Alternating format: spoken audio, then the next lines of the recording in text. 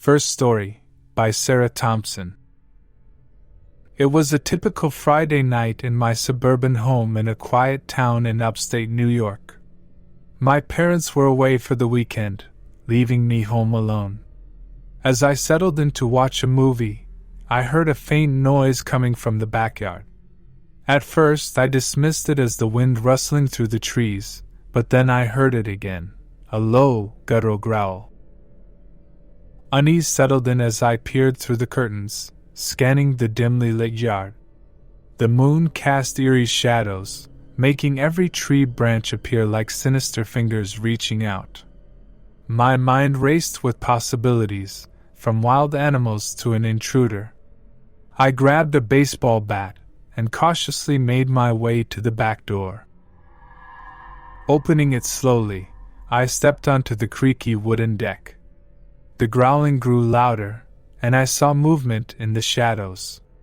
A pair of glowing eyes stared back at me. Panic surged through my veins as I realized it was a large, menacing dog. It must have wandered into the yard, but something about its presence felt off. I took a cautious step forward, trying to discern the dog's intentions. That's when I noticed its fur was matted and coated in something dark. As the creature stepped into the moonlight, I recoiled in horror. The dog's mouth was stained red, and it had a wild, feral look in its eyes. It wasn't just a stray, it was a predator. My heart pounded as I retreated back into the house, locking the door behind me. I watched the dog through the window as it circled the yard, its growls sending shivers down my spine. Fear gnawed at me, and I wondered if this was some harbinger of danger. Was it a sick animal, or a manifestation of some lurking threat? The night dragged on, the growls persisting until the first light of dawn. Eventually, the menacing dog disappeared into the early morning mist. Exhausted and terrified, I spent the rest of the weekend on edge, constantly glancing out the window. When my parents returned, I hesitated to share the bizarre encounter, fearing they wouldn't believe me. To this day, the memory of those glowing eyes and blood-stained fur haunts me. Was it a mere coincidence, or did that creature bring with it a foreboding omen? I can't shake the feeling that the true horror lay not in the unearthly, but in the unsettling possibility that danger could be lurking just beyond the safety of our homes. Second story, by James Reynolds. Living alone in a small cottage on the outskirts of a quaint village in rural England seemed like a dream, until the night that changed everything. It started with a knock on the door, echoing through the silence of the countryside. It was late, well past midnight, and I couldn't fathom who would be visiting at such an hour. Reluctantly, I opened the door to find a man standing on my doorstep. His disheveled appearance and wild eyes immediately set off alarm bells in my mind. He claimed his car had broken down and asked to use my phone. Though hesitant, I reluctantly let him in. As he dialed the number, I couldn't shake the feeling that something was off. The man's behavior became increasingly erratic as he spoke in hushed tones, casting furtive glances around the room. A sinking feeling settled in my stomach, and I began to regret my decision to help a stranger in the dead of night. When he finished the call, he didn't leave. Instead, he started pacing around the room, muttering to himself. I asked him to leave, but he ignored my plea. Fear crept in as I realized I was alone in my isolated cottage with a stranger who showed no signs of leaving. Suddenly, the man stopped and stared at me with an intensity that sent shivers down my spine. He spoke in a hushed tone, revealing details about my life that he shouldn't have known, personal details, secrets that I had never shared with anyone. Panic surged as I realized this wasn't a mere breakdown victim. It was someone who had been watching me, studying me. Desperation took over as I tried to reason with him, urging him to leave before I called the police. That's when he smiled, a chilling grin that seemed to stretch too wide. He whispered a phrase that sent shudders through my soul. "I know what you did." In that moment, the isolation of my rural haven transformed into a prison. I fumbled for my phone, praying that the police would arrive in time. The man's demeanor shifted, becoming more menacing with every passing second. As the distant wail of sirens grew nearer, he fled into the night, leaving behind a trail of unsettling questions and lingering dread.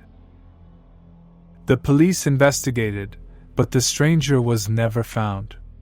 I moved away from that once charming cottage, haunted by the unsettling notion that danger could lurk in the most unexpected places.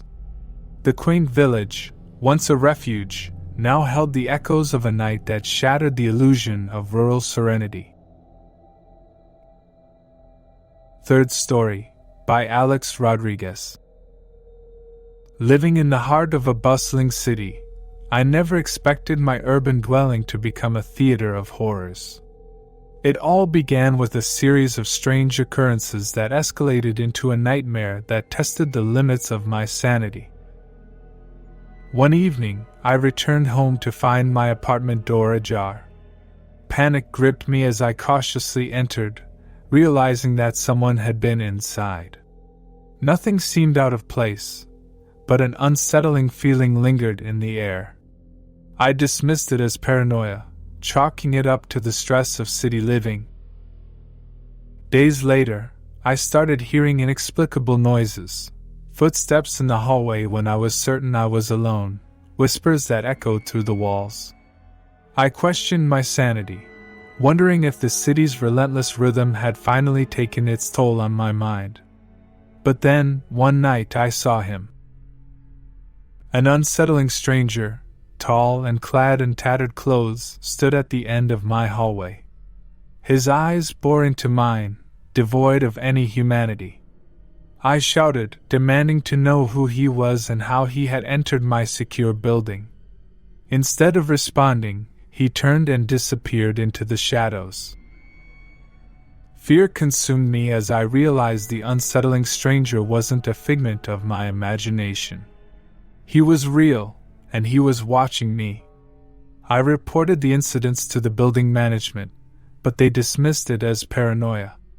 Determined to catch this intruder, I set up cameras in my apartment, hoping to capture evidence of his presence. Days turned into sleepless nights as I obsessively monitored the footage. Then, one chilling night, the cameras revealed his presence again. He moved through my apartment with a ghostly grace, a silent predator navigating the familiar terrain of my home. The footage sent shivers down my spine as I realized the danger was not external. It had infiltrated my sanctuary. Terrified, I contacted the police, sharing the evidence and the haunting images of the unsettling stranger. They assured me they would investigate, but as the days passed, I felt a growing unease. It seemed the more I tried to expose this threat, the more elusive and sinister it became. One night, as I lay in bed, I heard a voice, a sinister whisper that seemed to emanate from the walls themselves. "I'm always here," it taunted. I fled my apartment, abandoning the city that had become a twisted maze of paranoia and dread. To this day, I wonder if the unsettling stranger was a manifestation of the city's anonymity or a predator who thrived in the shadows. The urban jungle, once a beacon of opportunity, now holds the haunting echoes of an inexplicable horror that shattered my sense of security. Fourth Story, by Emily Parker. In the peaceful suburbs of Seattle, my quaint two-story house became a battleground between the familiar and the inexplicable. It all started innocently enough, with odd occurrences that I brushed off as mere coincidences. But as the incidents multiplied, my sense of security crumbled. Late one night, as rain pattered against the windows, I was startled awake by a tapping sound. Assuming it was a loose branch, I ignored it until the taps morphed into rhythmic patterns. Curiosity overcame me, and I followed the sound to the window of my home office. To my horror, I discovered a figure standing in my backyard, illuminated only by the pale glow of the street lamp. It was a man, his face obscured by shadows. The rhythmic tapping came from his gloved hands against the glass. Fear paralyzed me as I watched this unsettling stranger, wondering how long he had been there and what sinister purpose brought him to my home. I called the police, but by the time they arrived, the man had vanished into the night. They assured me they would patrol the area, but as days turned into weeks, the tapping continued. Each night, the stranger returned, a silent specter haunting the edges of my life. Desperation set in, and I sought solace in the company of friends. I confided in them about the eerie events, hoping for support and a rational explanation. But their faces grew pale when I described the tapping figure, and their unease mirrored my own. One evening, as I sat in my dimly lit living room, the power flickered and died. Alone in the darkness, a sense of foreboding settled over me. The tapping resumed, echoing through the stillness. Armed with a flashlight, I ventured into the backyard, determined to confront the source of my torment. The figure stood at the edge of the yard, his silhouette eerily still. Fear coiled around me as I demanded answers. Slowly, he raised his head, revealing a mask that distorted his features. A voice, cold and detached, emanated from behind the mask, recounting details of my life that sent shivers down my spine. This was no ordinary stranger. It was someone who knew me intimately, a twisted voyeur who reveled in the terror he instilled. He vanished once again, leaving me to grapple with the horrifying realization that the threat was not an outsider but someone within my circle of trust. Haunted by the tapping specter, I moved away from that house, leaving behind the unsettling stranger who had shattered the illusion of suburban tranquility. The scars of that experience linger, a constant reminder that danger can lurk in the most familiar places. Fifth Story, by Olivia Campbell. My move to a quiet village in the south of France promised an escape from the hustle and bustle of city life. Little did I know that the picturesque scenery would mask a creeping horror that unfolded within the walls of my centuries-old home. Nights in the French countryside are known for their serene stillness, but my solitude was shattered by inexplicable noises that echoed through the ancient stone halls. Creaks and whispers seemed to dance in the shadows, unsettling in their irregularity. At first, I attributed them to the quirks of an old house, but as the weeks passed, the disturbances grew more malevolent. One evening, as I prepared dinner in the dimly lit kitchen, I heard the unmistakable sound of footsteps behind me. I turned to find no one there, but the feeling of a presence lingered. The air grew heavy, and a chill ran down my spine. It was as if the house itself had come alive, harboring secrets that defied explanation. I sought solace in the village, sharing my experiences with the locals. Their expressions darkened as I described the unsettling occurrences, and whispers of a haunted history circulated among them.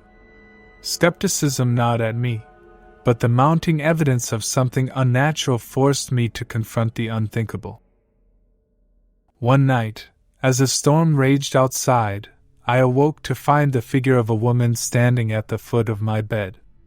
She wore a tattered gown, and her eyes glowed with an otherworldly light. The room pulsed with an energy that transcended the natural, and a voice echoed in my mind, recounting tales of tragedy and betrayal that unfolded within the very walls of my home. I delved into the village archives, uncovering a dark chapter in the house's history, a tale of love, loss, and a woman betrayed. The spectral figure matched the description of a long-dead resident, and the unearthly occurrences took on a tragic significance. The echoes of the past, it seemed, had imprinted themselves on the very fabric of the building. Desperation led me to seek the help of a local medium, who conducted a séance to communicate with the lingering spirit. As candles flickered and the air thickened with an otherworldly presence, the medium channeled the ghost's voice, conveying a plea for peace and release from the eternal torment that bound her to the house. In a ritual meant to bring closure, we performed a ceremony to lay the troubled spirit to rest. As the final words were spoken, a profound stillness settled over the house, and the oppressive atmosphere lifted. The specter faded into the shadows, leaving behind a profound silence that echoed through the centuries-old walls. The village returned to its tranquil facade, but the experience left an indelible mark on my soul. The line between the natural and supernatural blurred, reminding me that even in the most idyllic settings, a haunting presence can lie dormant, waiting to awaken and reveal the unsettling secrets of the past. Sixth Story, by Marcus Carter. Nestled in the heart of the Appalachian Mountains, my secluded cabin offered an escape from the noise of the world. Yet, the tranquility of the wilderness couldn't shield me from the unfolding nightmare that would forever change my perception of solitude. One frigid winter's night, as the wind howled through the trees, I was jolted awake by a persistent scratching sound.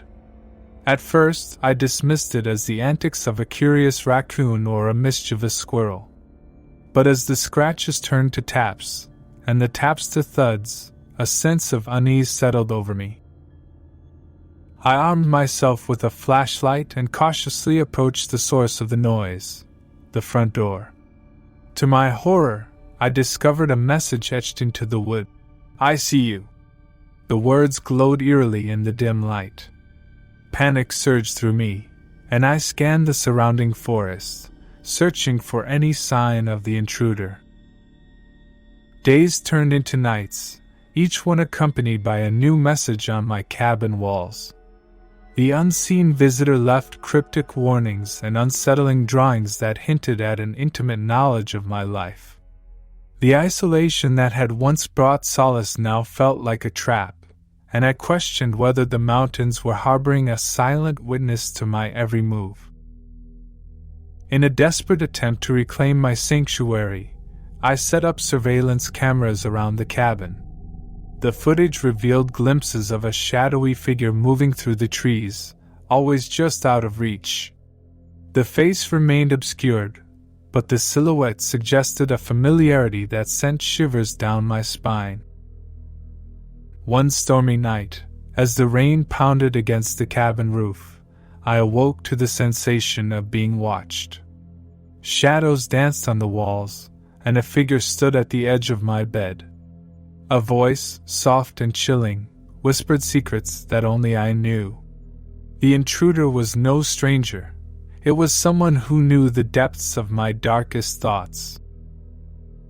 I fled the cabin, seeking refuge in the nearest town. The local authorities investigated, but the mysterious figure remained elusive.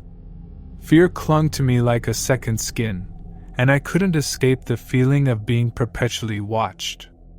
I wondered if the mountains held some ancient entity, a guardian or a tormentor that reveled in the fear it instilled. Haunted by the memories of that relentless pursuit, I abandoned the cabin in the mountains. The serene isolation had transformed into a nightmare, a place where the line between reality and paranoia blurred. The unsettling truth lingered. In the vast expanse of nature, something insidious could be watching, waiting for the perfect moment to reveal itself. Seventh Story, by Isabella Santos. moving into an old Victorian house in the historic district of Savannah, Georgia, promised a taste of Southern charm and a chance to immerse myself in the city's rich history. Little did I know that the grandeur of the past would intertwine with a present that harbored a darkness I could not escape. The first inkling of the house's secrets came when I discovered a hidden room in the attic, untouched by time. Dust-covered furniture and yellowed photographs painted a portrait of a bygone era, but it was the peculiar symbols etched into the walls that sent a shiver down my spine. A presence lingered in that forgotten space, as if the past clung to the walls like a ghostly echo. As I settled into my new home, strange occurrences became a nightly ritual. Footsteps echoed through the halls, doors creaked open of their own accord, and the air felt charged with an otherworldly energy. I dismissed the phenomena as the quirks of an old house, but the unsettling feeling that I was not alone persisted. One moonlit night, I awoke to the sound of laughter echoing through the house. The laughter carried an eerie quality, both childlike and malevolent. I followed the sound to the hidden room, where the atmosphere thickened with a spectral presence. Shadows danced on the walls as the laughter crescendoed, leaving me paralyzed with fear. Determined to unravel the mystery, I delved into the history of the house. Local archives revealed tales of a tragedy, a family torn apart by a long-forgotten scandal. The laughter, it seemed, was the echo of children who once inhabited the Grand Victorian, their joy twisted by the passage of time into something more sinister. As I ventured deeper into the hidden room, I discovered a collection of old dolls, their glass eyes staring into the abyss. Each doll bore a resemblance to the children from the past, and as I touched them, whispers filled the air. The spirits of the long-departed family seemed to communicate through the inanimate figures, their tragic tales unfolding in hushed voices. Desperation led me to seek the help of a local paranormal investigator, who conducted a séance to commune with the lingering spirits. The atmosphere grew heavy as the investigator channeled the voices of the past, allowing the tormented souls to share their stories and find solace in the acknowledgement of their pain. The house, once a repository of unresolved grief, seemed to exhale a collective sigh as the séance concluded. The paranormal activity ceased, and a profound stillness settled over the historic Victorian. The city of Savannah, with its moss-draped oaks and cobblestone streets, reclaimed its charm, but the haunting memories lingered, a reminder that the past, like shadows in an old house, could never truly be forgotten. Eighth Story, by Benjamin Walker.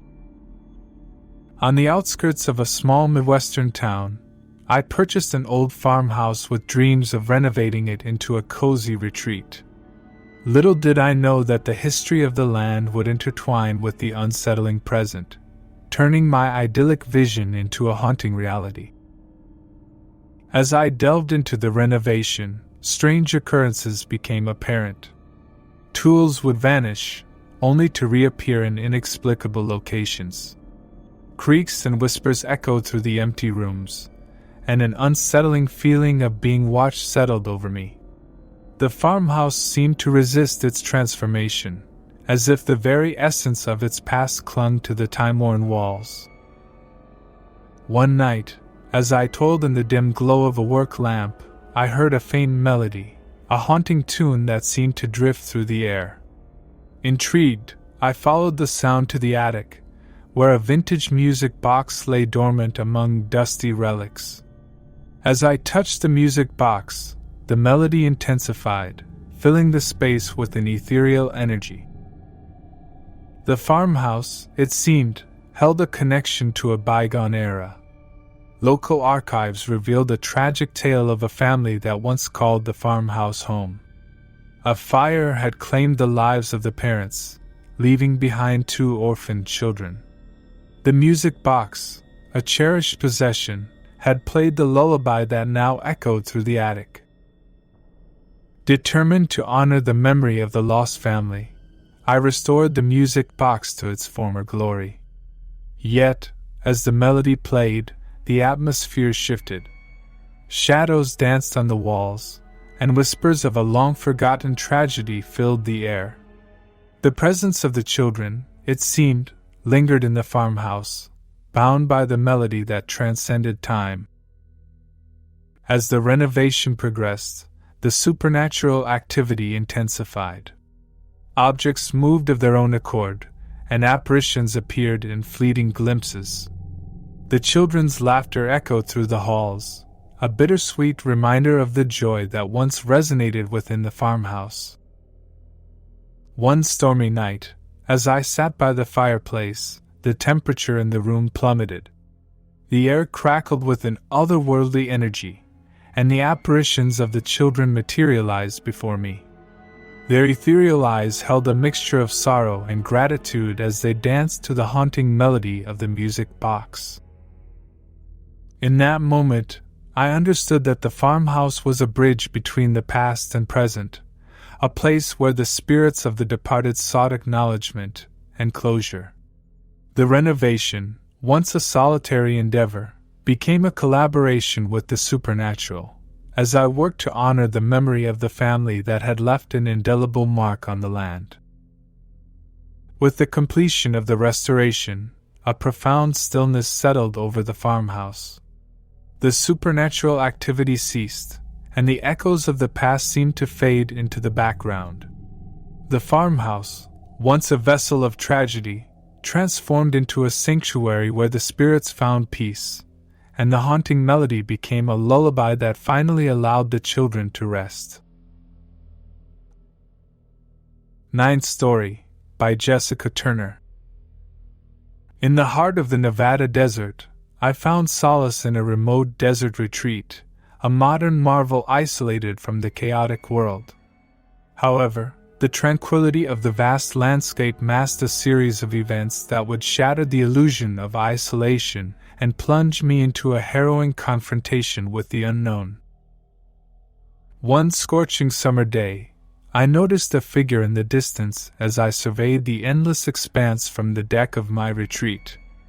At first, I dismissed it as a trick of the heat, a mirage dancing on the horizon. But as days passed, the figure drew nearer, revealing a solitary person moving steadily toward my oasis in the desert. I watched with a mix of curiosity and apprehension as the stranger approached. Dressed in tattered clothing and bearing the marks of exposure to the relentless sun, the person seemed disoriented and weary. When they finally reached my retreat, their hollow eyes met mine, and a sense of unease settled over me. The stranger spoke in fragmented sentences, recounting a tale of being lost in the vastness of the desert for days. They claimed to have stumbled upon my retreat by chance, guided only by a mysterious pull. As compassion overcame suspicion, I offered food and water, hoping to aid the wayward traveler. Nightfall brought a new layer of strangeness. The desert, usually silent, seemed to come alive with whispers carried by the wind. The stranger, now rested and rejuvenated, spoke in hushed tones about ancient legends and supernatural forces that roamed the desert at night. Skepticism wrestled with curiosity as I listened to tales of spirits that called the arid landscape home. As darkness settled, the stranger insisted on conducting a ritual to appease the desert spirits. Intrigued and slightly unnerved, I agreed to participate. The ritual involved a circle of stones and chants that reverberated through the stillness of the night. Suddenly, the temperature dropped, and an unseen presence seemed to envelop us. A shadowy figure materialized within the circle, a formless silhouette that sent a chill down my spine. The stranger, seemingly in communion with the apparition, spoke words that resonated with an ancient energy. Fear and fascination intertwined as the figure dissipated into the night, leaving behind an unspoken promise of unseen forces dwelling in the desert. In the days that followed, the stranger vanished as mysteriously as they had arrived. The whispers in the wind continued, carrying echoes of a presence that lingered. I grappled with the unsettling notion that my retreat, once a haven of solitude, was now entwined with forces beyond my comprehension. As the years passed, the desert retreat became a place of pilgrimage for those seeking the connection with the supernatural. Whispers of the mysterious stranger and the ritual in the desert spread, attracting seekers of the unknown. The isolation that once offered solace transformed into a vortex that drew in those intrigued by the mystical energies that resided within the vast expanse of the Nevada desert. The desert, with its ever-shifting sands and enigmatic whispers, became a canvas for the unexplained. The retreat, once my private sanctuary, now stood as a testament to the convergence of the mundane and the supernatural, a place where the veil between worlds seemed to thin, inviting those brave enough to explore the mysteries that lingered beneath the scorching sun and starlit nights. 10th Story by Nathan Evans. Nestled in the dense pine forests of Oregon, my secluded cabin stood as a haven from the chaos of city life. The decision to embrace the solitude, however, led me down a path where the serenity of nature masked the unsettling truth that lurked within the shadows of the towering trees. The first signs of the impending nightmare manifested during a fierce winter storm. As the winds howled and snow blanketed the landscape, I heard a rhythmic tapping on the windows. Assuming it was the result of wind-blown debris, I dismissed it until the tapping transformed into distinct, deliberate knocks. I cautiously approached the window, peering into the inky darkness. Outlined against the swirling snow, a silhouette stood, a figure cloaked in winter's fury. Panic gripped me as I realized there was no logical reason for someone to be outside my remote cabin in the middle of a storm. The knocking persisted, growing louder with each passing minute. Fear compelled me to stay huddled by the fireplace, contemplating whether to investigate or wait out the relentless assault on my sanity. Just as I mustered the courage to look again, the knocking ceased, leaving behind an unsettling silence that resonated in the cabin. Days turned into nights, and the incident faded into a disturbing memory. Yet, the tranquility of the forest shattered one evening as I heard footsteps outside. I peered through the frosted window, catching a glimpse of a hooded figure pacing through the snow. The sense of isolation intensified as I realized my cabin, surrounded by miles of wilderness, should have been devoid of intruders. The figure's face remained hidden, obscured by the hood, but their presence carried an aura of malevolence. Terrified, I locked every entrance, my senses heightened to the unnatural sounds that echoed through the silent forest. The tapping returned, not just on windows but on the very walls of the cabin, as if unseen hands sought entry. Night after night, the haunting visitor returned, each time growing bolder. In a desperate attempt to capture evidence, I set up cameras around the cabin, hoping to expose the face behind the hood and unravel the mystery that besieged my sanctuary. The footage, however, revealed only the ghostly presence of the hooded figure, as if they existed on the edge of the visible spectrum. Driven to the brink of madness, I sought the help of a local historian who recounted tales of an ancient curse that haunted the surrounding woods. The legend spoke of a vengeful spirit, banished from a long-forgotten settlement, condemned to wander the forests, seeking refuge in the dwellings of those who dared to live in its domain. As the historian delved into the archives, they uncovered a chilling truth. The very cabin I called home had been built upon the ruins of that forsaken settlement. The hooded figure, it seemed, was a manifestation of the restless spirit, bound to the land and cursed to torment the inhabitants of its former home.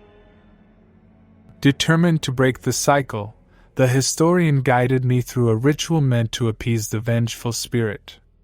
The cabin, once a place of solace, transformed into a battleground as we invoked ancient incantations and offered appeasements to the unseen entity. Shadows danced on the walls, and a cold wind swept through the rooms, carrying with it the weight of centuries. As the ritual reached its climax, the hooded figure materialized before us, its form shifting between the ethereal and the corporeal.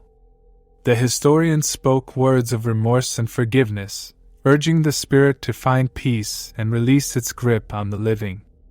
In that moment, the forest seemed to hold its breath, and an otherworldly calm settled over the cabin. The hooded figure, no longer malevolent, dissipated into the night, leaving behind a profound stillness. The forest, once teeming with ominous whispers, fell silent as if the very earth had exhaled a collective sigh. The curse that had plagued the land lifted, and the cabin, now cleansed of its haunted past, stood as a testament to the resilience of the living against the spectral forces that lingered in the shadows of the ancient woods. As I walked away from the cabin, the memories of the haunting nights echoed in my mind.